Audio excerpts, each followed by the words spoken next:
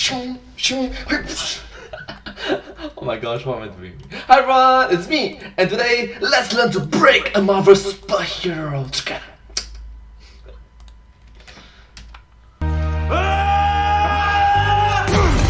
Wow! Sweet Christmas. Way to neglect the Jewish viewers, Luke. Sweet Hanukkah much? Featuring Matt Pat, Spider-Man classic, this one. Shoot back.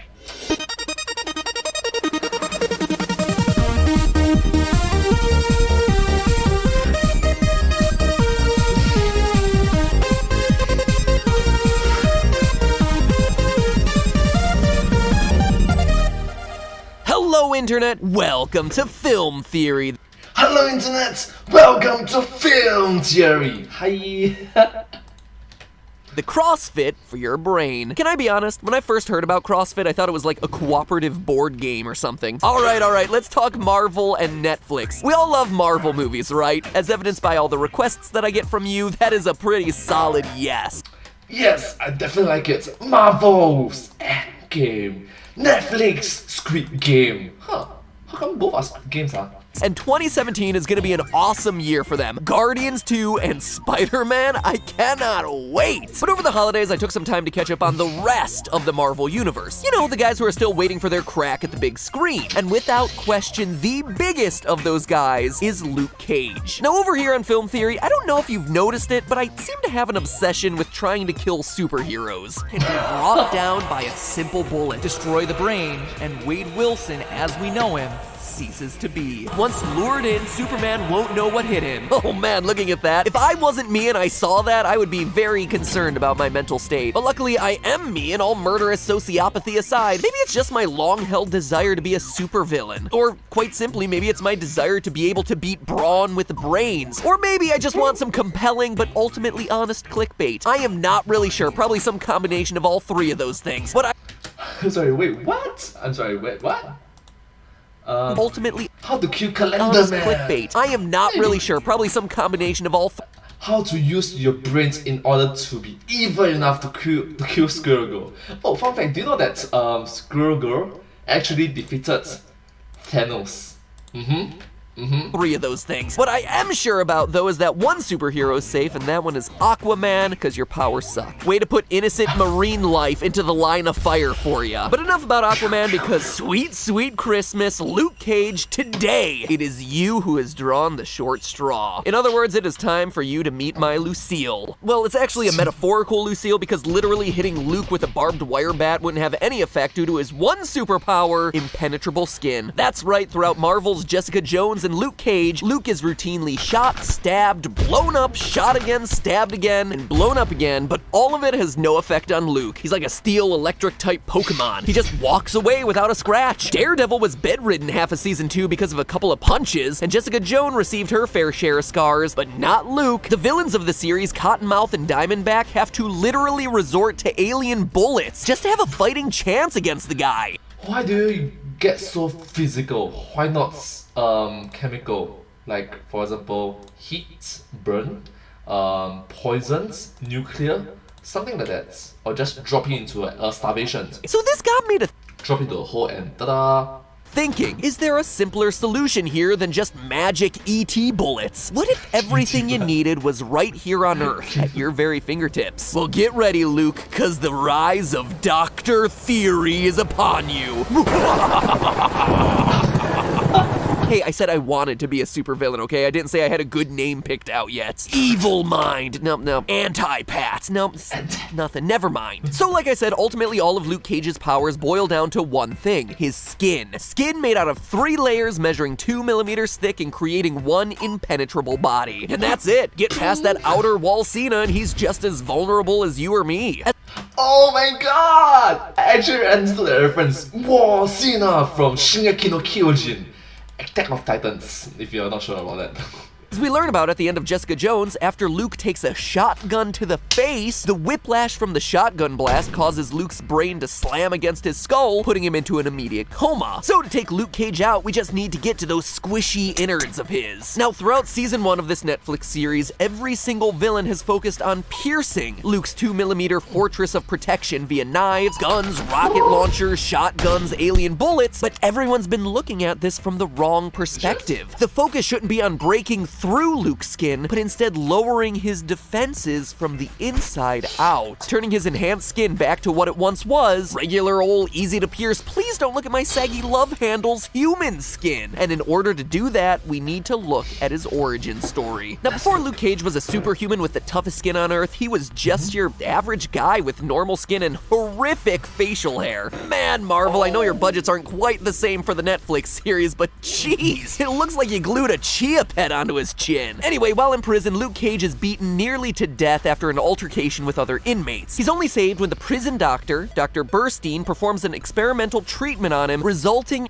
Experimental treatment in his impenetrable skin. Later on in the series, Dr. Burstein actually reveals the source of Luke's superhuman abilities. Luke's chemical composition, his DNA, has been fused with the foreign DNA of an abalone. We used a process called CRISPR to fuse the subject's DNA with another DNA to gain its attributes. Now, believe it or not, but this CRISPR process that Dr. Burstein mentions is actually a real thing. CRISPR stands for Clustered Regularly Interspaced Short Palindromic Repeats.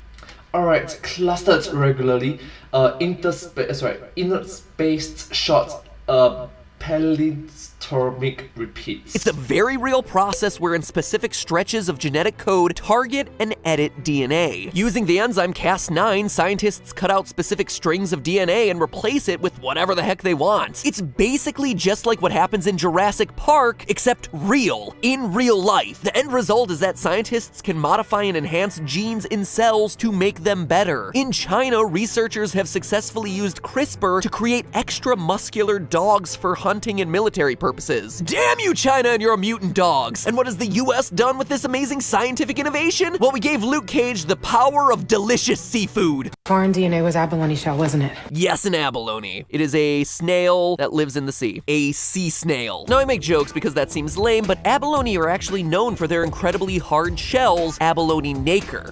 Yeah, a snail. And don't forget, there's turbo! Shells are so strong, in fact, that students at UC San Diego are now using them to create body armor, tougher and stronger than Kevlar. But it doesn't stop there. Abalone is just as strong as steel and can even stop bullets. So maybe Aquaman's powers aren't so silly after all. Imagine him having a team of impenetrable shellfish as bodyguards. Alright, on second thought, it's still really dumb. Speaking of dumb, Aquaman's hair. Go get some conditioner because the sea salt is really starting to build up there, buddy. So one method we see in the show is eroding what makes the abalone so strong. Dr. Burstein implements this tactic when trying to remove the alien shrapnel from Luke's body in a series of acid baths. Per Dr. Burstein, abalone, on its own, is nearly impenetrable, a shield of stacked calcium carbonate plates, but by destroying the hydrogen covalent bonds between those plates, he can actually break through. Your skin cells were bonded with hydrogen covalent bonds at the exact point of acidity, temperature, and saline concentration. Now, before we go any further, for those unfamiliar, a covalent bond is a super strong chemical bond that pairs electrons between atoms, strengthening their outer shells and stabilizing them. Basically, think of a covalent bond like a marriage. Two hot, single young atoms catch each other's eyes from across the molecular field, recognize that they need the other one to fill a hole in their life, or at least Literally. their valence shell, and a few rounds of Netflix and chill later, they've formed a tight bond. A tight covalent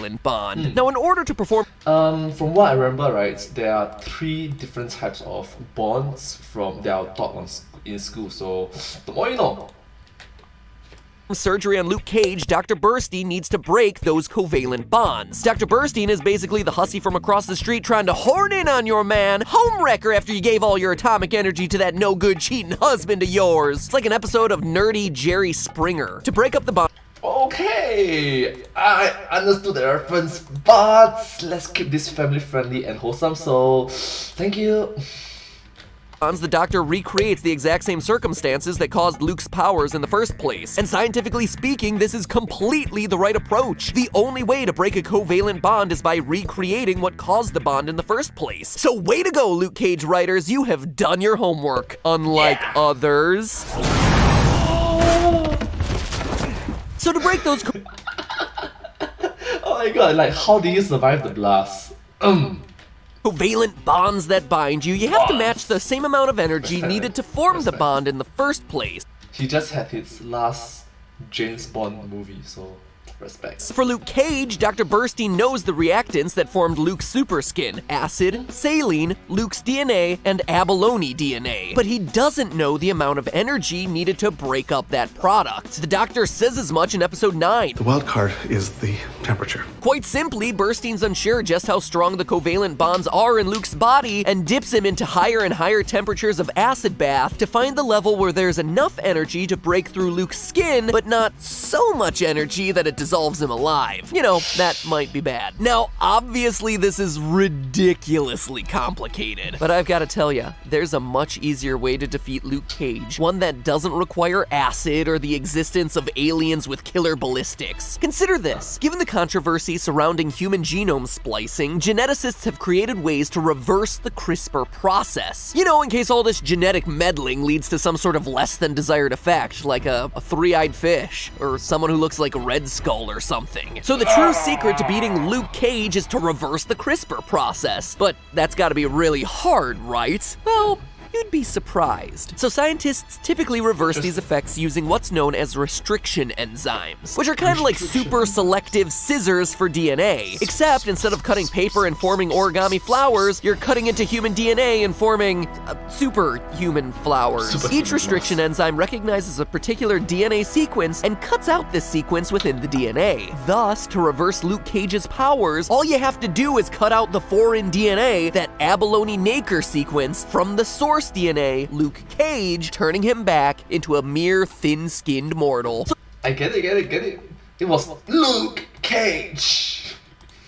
At this point, you might be saying to yourself, well, Matt, that doesn't sound a whole lot easier than dipping him into an acid bath. Where do I get my hands on restriction enzymes for abalone-Naker? To which I say to you, Google. Hi, enzymes. And it's only $58. It's like What? Black Friday all over again. What? But then how do you get all of this into him, I hear you asking? They can't even cut into his skin, so what chance does a needle have? To which I say to you, none. No chance in heck. A needle is not the way to go. Besides, if you simply injected the restriction enzyme into Luke Cage, his immune system would immediately destroy those foreign proteins. And Luke Cage would probably destroy you for trying to stab him with a mysterious needle. However, I've thought of that. And scientists have already discovered ways to break through the human body's natural barrier system. And the answer is viruses. Through a process known as viral transduction, scientists package foreign DNA into a virus and then expose it to a cell. Once Okay, so we are talking about viruses, DNA stuff. a virus binds to the living cell, it injects the foreign DNA into the host and then replicates this DNA throughout the body. Think of the process like a Trojan horse, where a bunch of heavily armed soldiers sneak their way past your cell's defensive gates. But I already know what you're thinking. How do you get your hands on a virus? I mean, it's not like you can just go online and purchase the common cold off the internet.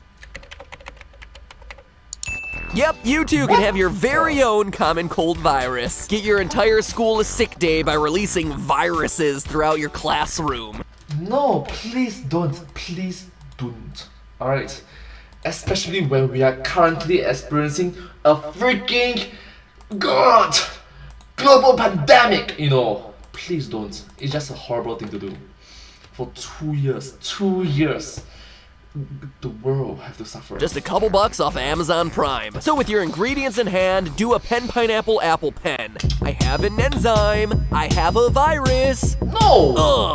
Virus enzyme. All you have to do is splice the two together and voila! You have the perfect cocktail to defeat Luke Cage. And the best thing about this virus is that it's airborne. You don't even need to attempt to pierce Luke Cage's skin. Just invite him out to the local Java Hut, get 2 cups of coffee, laugh over what a terrible lawyer Matt Murdock is, and then finally wait for the sign that the airborne cold virus you've exposed him to in the cafe has taken effect.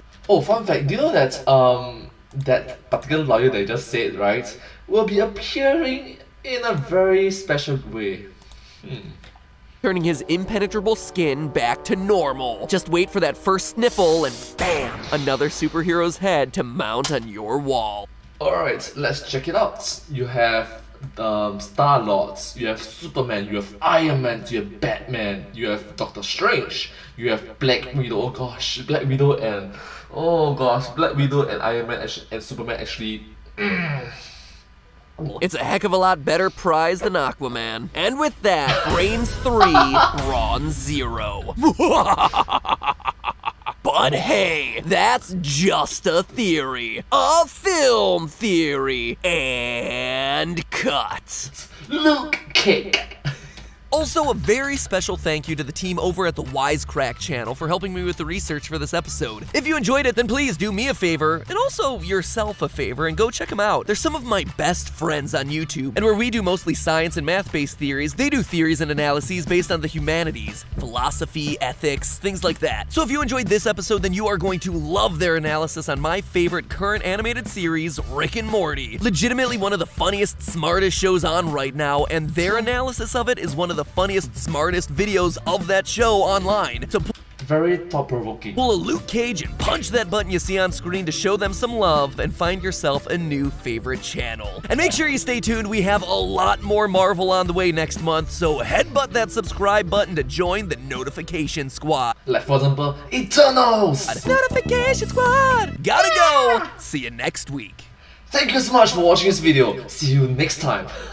Well, hope that you enjoyed watching this video together with me. And if you do like this video, please remember to like, share, and subscribe to my channel. And comment down below if you have anything to share with us. Don't forget to follow my channel. And I sincerely appreciate all of your support and encouragement for my work. Thank you so much, and I hope to see you in my next video.